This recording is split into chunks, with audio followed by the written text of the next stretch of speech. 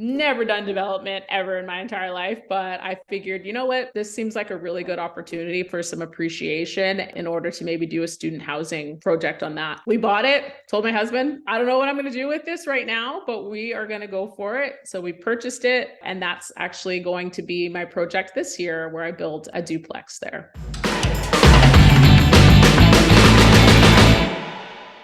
Nicole, welcome to the show today. Yeah, thank you so much for having me. I'm excited to be here. Well, it's great having you here. You've done a variety of real estate investing, passive, active, all kinds of things. And how did you get started in real estate? Like, what was going on in your life when you were like, oh, I think I need to do some real estate investing? Like, what even precipitated that? Yeah, so I think it was two things. Definitely one of the reasons why I got into real estate full time was one, to be able to do something where I was able to help other people on their journeys in kind of diversifying their assets and their finances. And the second piece was because my husband and I were both in the oil and gas industry. And it's a very volatile, place to be, where when it's great, it's great. When it's not, you better hope that you've protected your downside, right? So because we were both in the same industry, I thought, you know what, this is probably a good way for us to get outside of the stock market and some of those traditional ways of investing and get into some real estate. So that was the other side of it. So, how did you go about getting into real estate? Yeah. So probably started out like most people. I got into residential. I had joined a mentorship program when I saw that real estate was really going to be kind of my next pivot in life, and found a group that taught a lot of the old school types of tactics, like the driving for dollars and the cold calling and Bandit oh my signs, goodness, the bandit postcards. All signs, yeah, with the right. burner phones, like all that Love stuff, it. right? Uh-huh. And so I was driving around in an area that I was pretty familiar with, that I knew was going through some transitional phases, and saw that there was an opportunity to get involved in that community. So driving for dollars, one day saw an empty lot. Never done development ever in my entire life, but I figured, you know what, this seems like a really good opportunity for some appreciation, and in order to maybe do a student housing kind of project on that. So we bought it, told my husband, I don't know what I'm going to do with this right now, but we are going to go for it. So we purchased it, and that's actually going to be my project this year where I build a duplex there. All right. So you bought this a little while ago. What was your plan? Okay. And then first of all, and then how did you convince your husband, who probably thinks you're a bit crazy? So I'm the budgeter of the family and the one that like handles the money and the finances. So I think for him it was more of like a, this sounds new, but I'm going to trust you and figure out that this is something that will work. And I don't know, I guess we didn't really get into that, but I actually had an accounting background.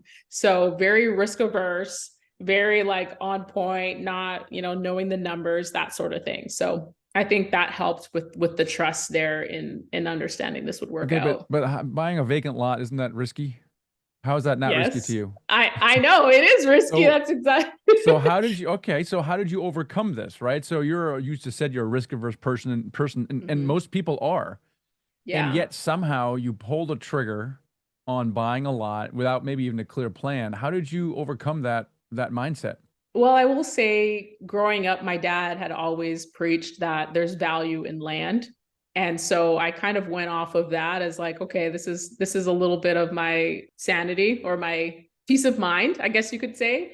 So that was kind of playing in the back of my mind. But then also too, I knew that corporate America really just was not for me anymore. And so if I was going to go ahead and get into real estate, there was going to be a way that I was going to figure that out. I didn't know at the time, but I knew that I would make it work because that's just what I do, what I like to do.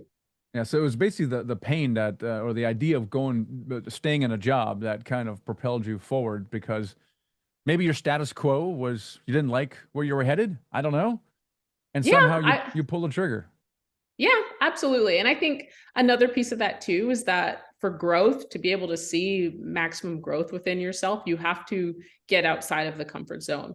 And so for me, it was not so much getting outside of the comfort zone as it was staying there. So it was just doing things to kind of get myself into that mental framework of getting used to it, right? Nicole, so are you the one that's coming up with these crazy ideas mostly? Or is Yeah. it it's you? So I'm curious, and your business partner is also your husband, right? Obviously. No, actually, so Oh he no. does no. So Wicked Holdings is solely just Cool. myself. And then of course I've got some partners on some of the GP type stuff. But for Sure. my husband, he stays in his oil and gas world and I don't mess with him there. And then Nice. I report back with the real estate stuff on the other Like, side. by the way, we just bought these vacant lots and we're gonna start building stuff. And oh yeah, sure, honey, whatever you want. Yeah, pretty much, pretty much. And he was like, So, you know what? I trust you.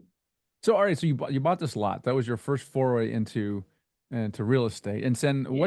what came next? What came next was a very big adventure.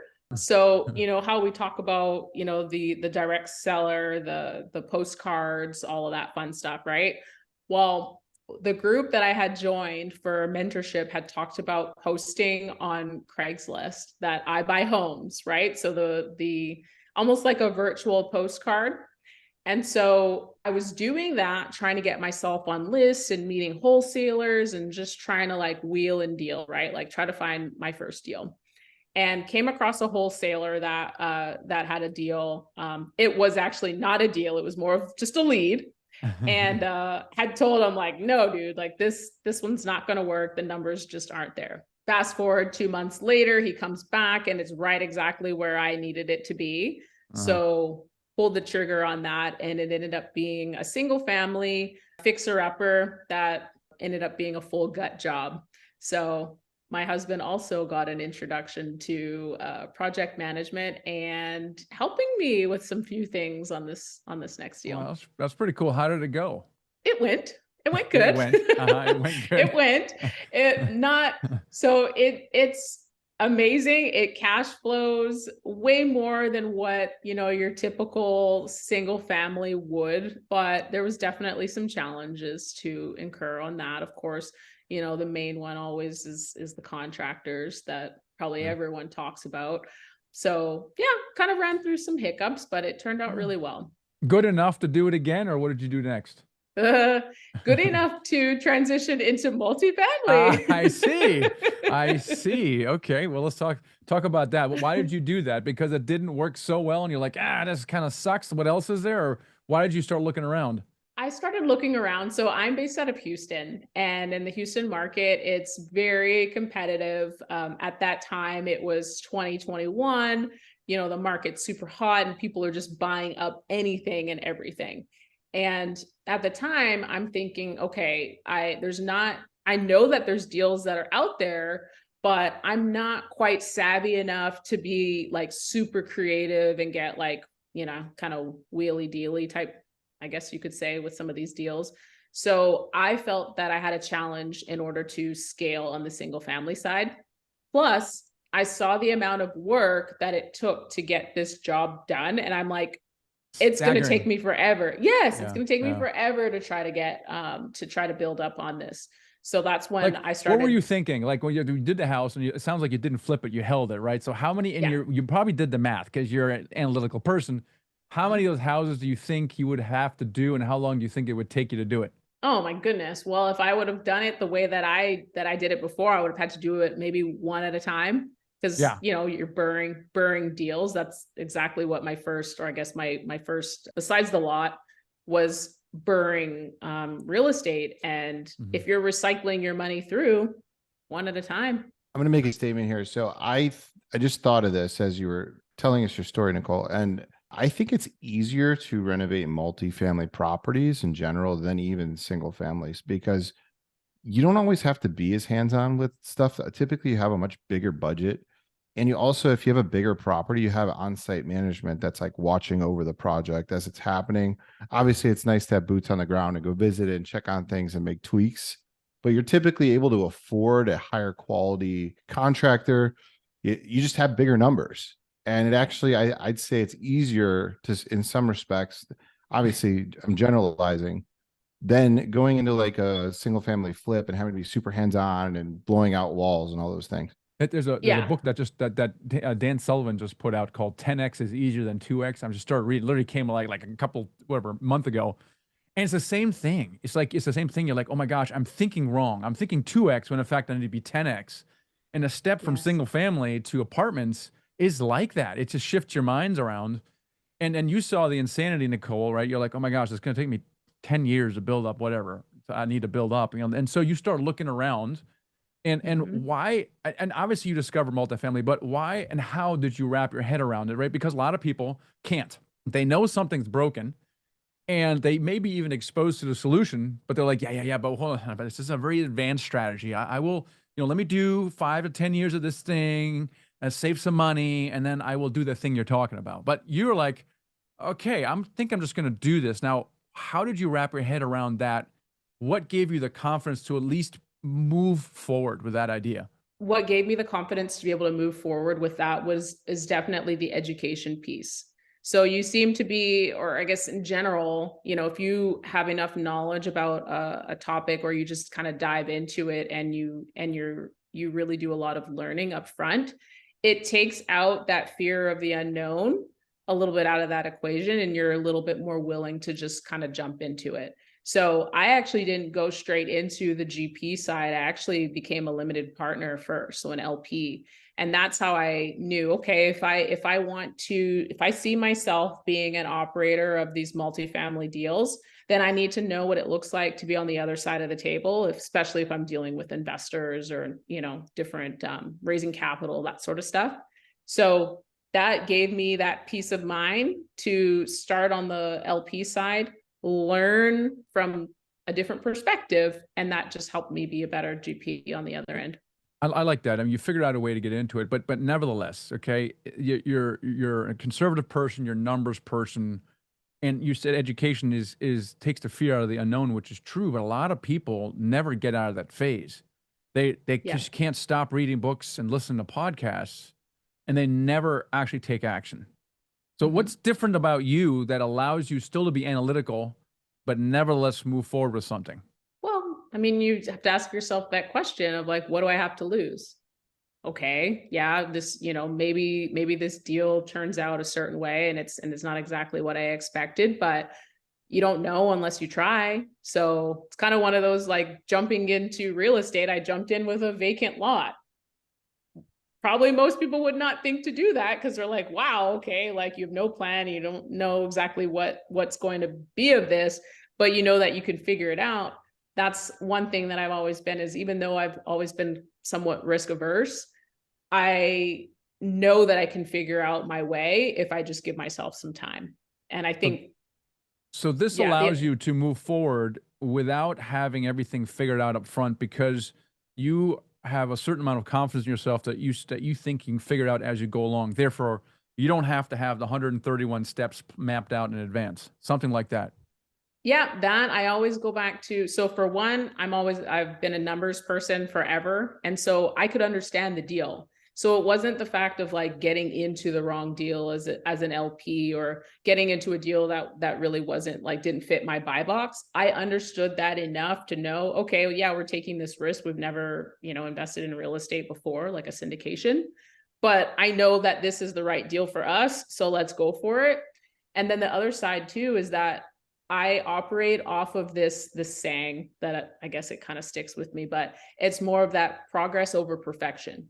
You can get stuck trying to make everything perfect, perfect, perfect. And then before you know it, you haven't done anything because you've just stayed in the same spot. And so that's kind of what I've always got in the back of my mind too, is like, okay, like, yeah, I'm going to make this decision. It doesn't have to be perfect. I'll fix it if I need to. So you essentially, like when you're getting into these projects, so are you just kind of testing the waters yourself with your own money to see how it works and then scaling out, or is there some other approach that you have?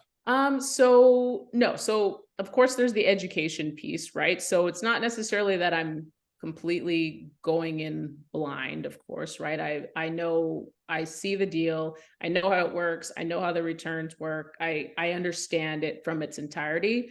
But yes, as an LP, of course, I had my own capital in that for us, and I also had trust in the operator. So it was someone where I vetted the sponsor, I understood their background, I understood where, their experience that they had. And so that took a little bit of that uncertainty out and made it a little bit more of a sure decision. But I'm willing to test the waters with my own capital, but I'm not for my investors. So if I'm on the GP side and this is a deal that we've underwritten and we've got, our lending, we've got everything like in order, that I know is more of a sure thing because I don't test the waters with investor capital. What's the one thing that you learned as an LP that you found very valuable when you started going into the GP side? So I learned as an LP that it's not always the deal, it's who's operating the deal. Because you could have a really good deal and a bad operator and they just completely screw it up. Or you can have the opposite as also true. So if you've got, a good operator that like and trust, you understand how they run their deals, you get the team's experience, not necessarily just that specific operator, but like the team as a whole. Because of course, there's going to be people with varying backgrounds and different levels of experience. That's just to be expected. But if you know that operator and you understand their background, then that usually gives you a little bit more of a clue as to how that deal is going to go. So how did that translate into you being a GP? It is about the team. How did that affect you maybe as you went about building your company and your team? Yeah, I think one of the biggest things was making sure that I had the right mentor. So one of the individuals that I've teamed up with for all of our apartment deals has been my mentor since the very beginning. And so there's that level of trust and that level of credibility that comes with them and their past experience as well that I can kind of draw from. But then also too, I think over time, as long as you stay consistent, at least for me, like I'm on social media, like Monday through Friday, focusing on LinkedIn, but I'm trying to share knowledge and educate and help other people genuinely on their deals. So I don't look at like cap raising or developing these relationships with investors as like a transactional thing. I look at it as like, how can I make this a transformational change from both sides? So it's a win-win for everyone. How'd you finally then step into as a GP? So you kind of investing as an LP was a first step to get there. And then what did you do after that? How'd you get into your first deal? Yeah. So after that, I continued to educate myself, continued to learn more about commercial real estate investing and underwriting and sourcing deals and all of that. And that was like my first introduction into like syndication from the LP side. And I ended up finding my mentor through that because I had seen a deal. It was a 506C, of course, and saw it. And I didn't know this person, but I reached out and was like, hey, like, how are you doing these deals? What does this look like from, the other side? I know as an LP, but I don't know as like the GP side. So what can you share with me? And that just started up a conversation and we just kept in touch. And then over time it was like, okay, let's give you a shot at, helping us with underwriting a deal and seeing if you can do some cap raising with us as well. And then of course, asset management. And so, yeah, got into my first deal that way through relationships. So how did you do this? You're approaching an experienced operator. Okay. So you're obviously doing a 506C, you're approaching an experienced. These are busy people, right? And they get people like you all the time. Oh, can you look over my deal and tell me if I'm doing wrong? Right. And so somehow you did something different that got his attention and you basically just built a relationship with this person. So they did business with. How did you do that? What's your advice to others who want to maybe find that kind of person to be mentored or even partner with? Yeah. So I think probably the best advice that I can give, also now sitting on like kind of both sides of the table, right, is to try to provide value, but not in a way where you're asking them, hey, like, how can I provide value to you? Because that just creates a job for them, right? And then they're like, oh, I don't know how you can help me because I don't know like what you're good at, or I don't, right. It's kind of like, it's more annoying than anything to ask that. But it kind of started that way where I was like, hey, I'm here to help. These are like my strengths. This is what I'm good at. If you ever need anyone from that side of things, like that's how I could see people approaching others is with something in mind, but not necessarily with an expectation of anything in return. So I have a quick weigh in on that. So I actually did that with Michael and Drew. They already had some units. Eased himself into the and partnership. I weasel my way in with these guys, but it was a similar approach. Is like, hey, you guys just want to do a deal, just like one deal. Yeah. I bring it and you like it, we could do it, right? And it ended up turning into me working the deal with them for about a year, and then we didn't end up even doing the deal, but Oh, but Okay, let me be clear. We lost 6 figures in the deal, we and lost money. oh, Yes. it oh was it was no. the one and only deal we ever lost money on. It was Garrett's fault. But having said that, it wasn't really through Garrett's fault. I mean, it was a collective learning experience, right? And so Hmm. I think when you have interactions with a person, you kind of get to know that person a little bit and how they are. And maybe you Yeah. weren't a pain in the butt. Maybe you were respectful of their time. Maybe you did something useful. Maybe you're a nice person. Yeah. Okay, and so I you like to see think that, so. yeah, you keep showing up, and you're like, how does person keep showing up, right? And most people don't. They might have Yeah. one email and they go, "Can you please do this for me?" I'm like, "No," right? And then they're gone, right? And you're like, Yeah. okay, but some people keep showing up, and they're pleasant. They do something valuable, maybe, I don't know, and then you're like, oh, well, maybe we'll invite them on this live thing or this one other thing, and that's Yeah. how it works. And and I think that's a good. I think you said when you approach people, don't have an agenda, don't expect anything in return. Hmm. And I think that's good advice in networking in general. Yeah, absolutely. And that also goes to show too that you're not in it just for yourself. Like you have in real estate, this is one thing that I learned. It was very different from coming from like a corporate America background where everyone's kind of out for themselves and no one wants to, help anyone rise to the occasion or help other people out because it makes them look bad, right?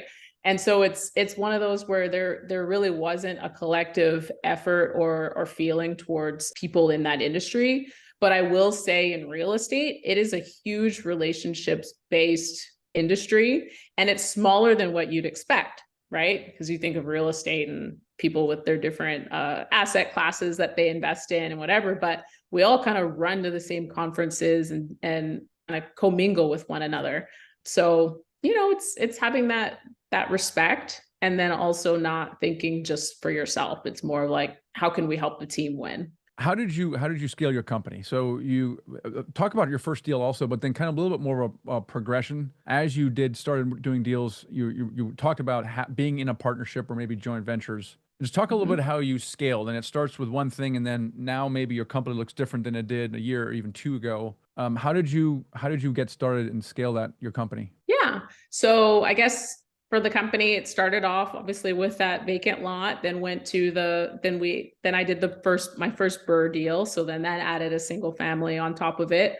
And then my next deal was as an LP. So that essentially scaled the company as well, because that was, you're still getting cash flow and you've got equity growth on that side. So that was 148 units there.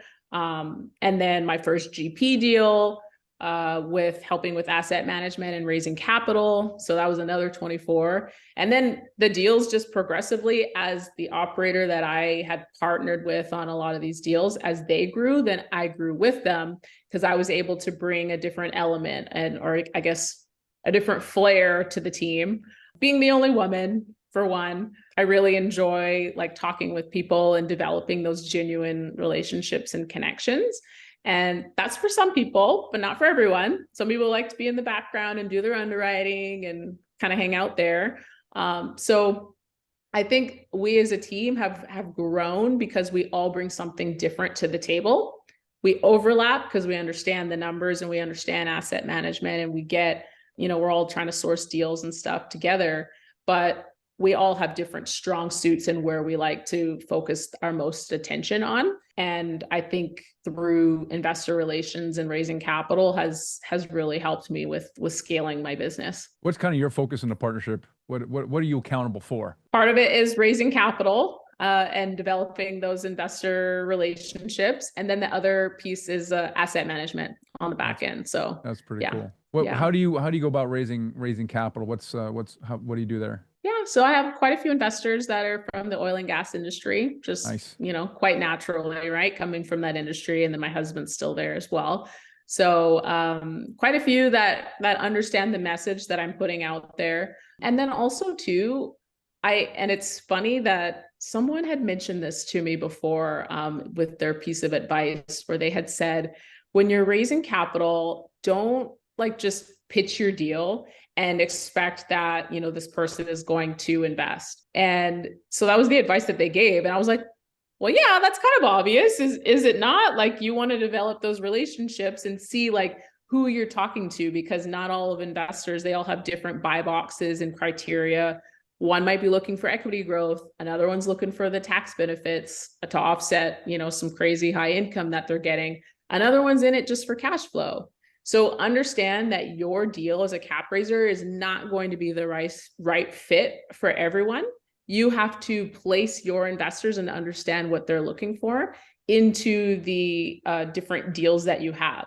So I know I'm not going to get butt hurt, or my feelings aren't going to be hurt because someone's like, oh, Nicole, like that deal's, I don't like it. Okay, cool. Maybe the next one you might like. So just having that attitude of like positivity and just understanding that, you're not pushing a transaction on someone, you're trying to develop that relationship, because the goal is to also have repeat investors, like not just get one and done, right? Your business would be over pretty soon if you had that sort of mentality. So yeah, you're just educating people coming from various backgrounds, and in your case, oil and gas, they know that very well. Most people come from the stock market, right? So you're like, well, you're educating them, and some people are like, nah, I can't wrap my head around, and that's fine. Then you don't invest, and maybe someday they come back. And so you're right. You're not forcing people or manipulating people or even selling people. You're simply sharing and educating people, and some do, and some don't, and it's totally fine. So right. where do you see yourself and your company going? Where do you see yourself taking real estate? Yeah, so I definitely, can continue to grow. I would like to get into short-term rental, like just purchase one on the side that I can kind of do a little bit more active management from that aspect. Because, I obviously as a GP as well, that the cash flow mostly goes to your LP investors. And that's okay. That's what it's for, as a generational wealth creator. So would definitely like to get into a couple more joint ventures, a short-term rental for cash flow, and then continue scaling into more larger deals. Development is another one that we're going to touch on this year. We're working on something for our investors that we're hoping will make them very happy. And then development on my side with my little duplex project. So that's pretty cool. So what is your outlook here? I mean, there's a lot of uncertainty and fear, and it sounds like you're just looking for opportunity, but a lot of people are like, oh, I don't know. Maybe I should wait until the market gets hot again, and then it's too late to invest.